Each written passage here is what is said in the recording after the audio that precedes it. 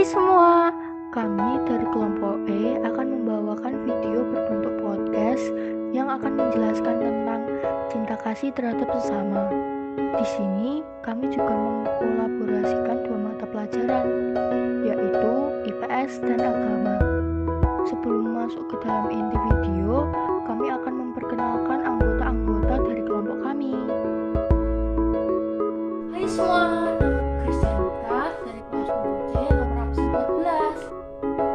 Halo, nama aku Audrey Diamonik Setiawan dari kelas 7C nomor absen 4. Hai, namaku Stefani Nuri Hetiana Tistenari dari kelas 7C nomor absen 27. Perkenalkan, nama saya Alex, saya dari kelas 7C nomor absen 1.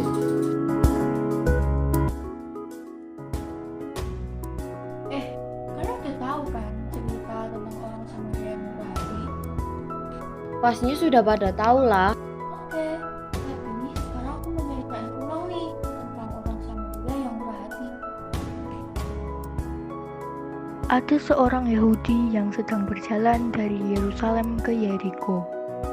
Tiba-tiba datanglah para penjahat yang merampoknya. Para penjahat itu memukulnya hingga hampir mati, lalu meninggalkannya. Setelah itu, ada seorang imam melewati jalan itu dan dia melihat orang Yahudi itu tergeletak. Tetapi, seorang imam itu tidak menolongnya dan melewatinya. Setelah itu, ada seorang Lewi melewati jalan itu dan dia melihat orang Yahudi itu tergeletak. Tetapi, seorang Lewi itu tidak menolongnya dan melewatinya. Setelah itu, datanglah seorang Samaria yang sedang melewati jalan itu. Orang Samaria itu merasa kasihan melihat orang Yahudi itu. Orang Samaria itu menghampiri dan merawat luka-lukanya. Kemudian ia menaikkannya orang itu ke atas keledainya. Orang Samaria itu membawa ke penginapan untuk dirawat. Besoknya, orang Samaria itu membayar biaya penginapannya dan perawatannya. Mengasihi sesama dapat mempererat persatuan dan kesatuan loh. Pengen tahu kan? Ayo simak pembahasan berikut. Bhinneka Tunggal Ika merupakan semboyan bangsa Indonesia. Semboyan ini menggambarkan persatuan dan kesatuan bangsa Indonesia. Bhinneka memiliki arti beraneka ragam, tunggal berarti satu, sedangkan ika berarti itu. Yang bermakna meskipun beraneka ragam tetapi pada akhirnya Indonesia tetap satu kesatuan. Semboyan tersebut digunakan untuk menggambarkan persatuan dan kesatuan bangsa Indonesia. Tentunya dengan adanya persatuan dan kesatuan bangsa Indonesia, kita harus mengasihi sesama tanpa memandang budaya, ras, suku, agama, dan lain-lain.